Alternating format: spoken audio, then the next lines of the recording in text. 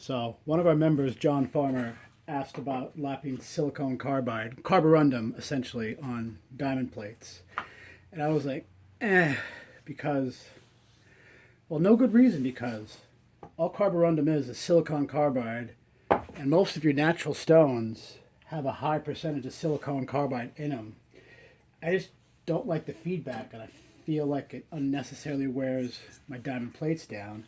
But that may or may not be actually true. I have a piece of, this is Carborundum from England.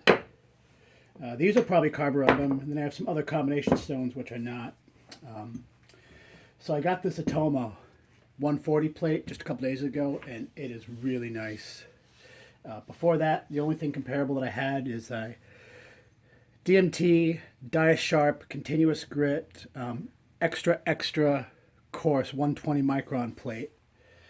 And I've had it for a long time. It's no spring chicken. It's still good, but it's definitely not what it used to be. They get worn down eventually. So I thought I'd try to lap some carborundum and see what's up. So I use these little stones. I love this form factor all the time. In fact, I only use 4 stones in my current practice to get the best edge possible. I know how. It's carborundum, probably carborundum two-sided, a really 4 to K grit range natural stone, and a Belgian conical, and I strope. But these yellow stones, I use them for everything. I have dozens, or I used to.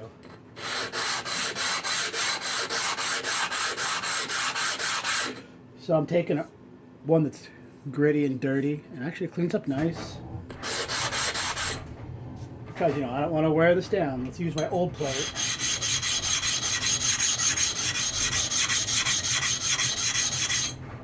Actually sounds fine. This one, though, the dirt and swarf that's embedded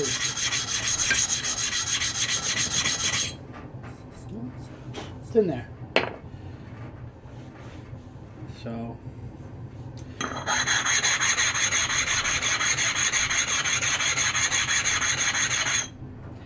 it's actually not as bad as I thought at all. In fact, it seems fine. Honestly, I think one of the reasons I've stayed away from the synthetic vitrified type of stones is they're common. They're usually embedded with a shitload of oil, and I find the natural stones a lot more interesting these days.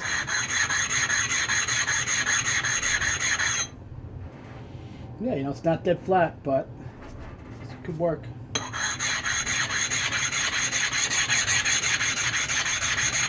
Could work very well. I will say carborundum is very durable.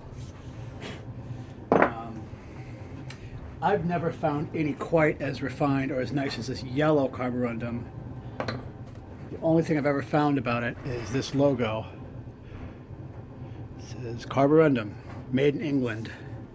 Dot matrix printer. It's probably from the 70s, something like that, maybe 80s. I don't know.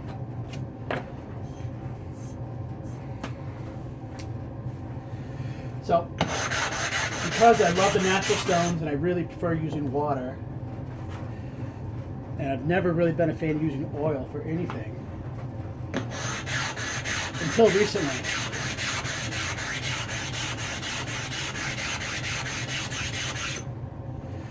These little yellow stones that I absolutely fucking adore.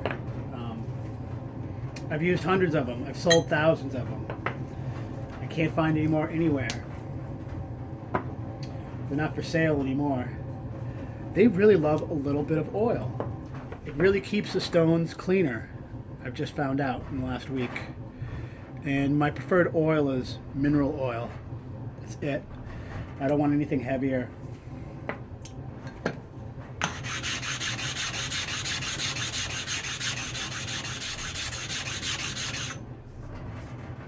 That's fine. I'm just using this dry because I don't want to clog this up. When I do clean, I prefer this LA's Awesome Orange. Windex works too. This smells better. It only costs $1 at my dollar store. Let's see what we got here. I'm going to compare these two.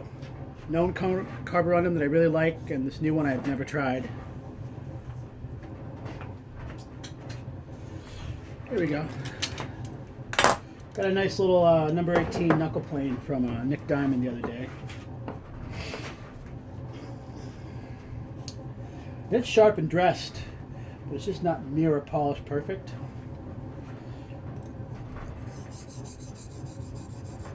So right away, this stone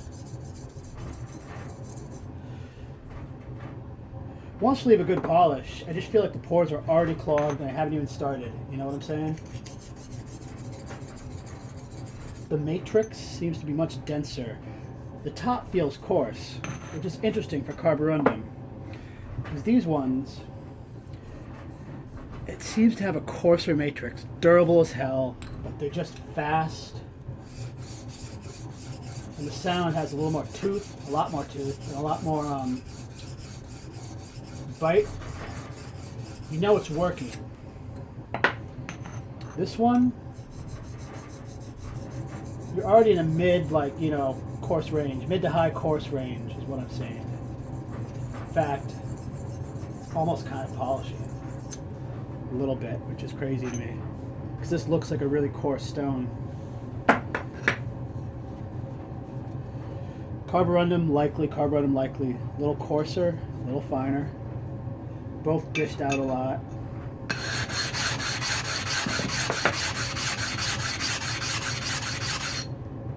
Yeah, that one's flat. So I don't know. I might keep playing around with these, more man-made, manufactured synthetic stones. So that has some good. I can feel the teeth, the bite. But that oil went right in. It didn't bring any of the swarf up. So I'd rather use water on this one, honestly.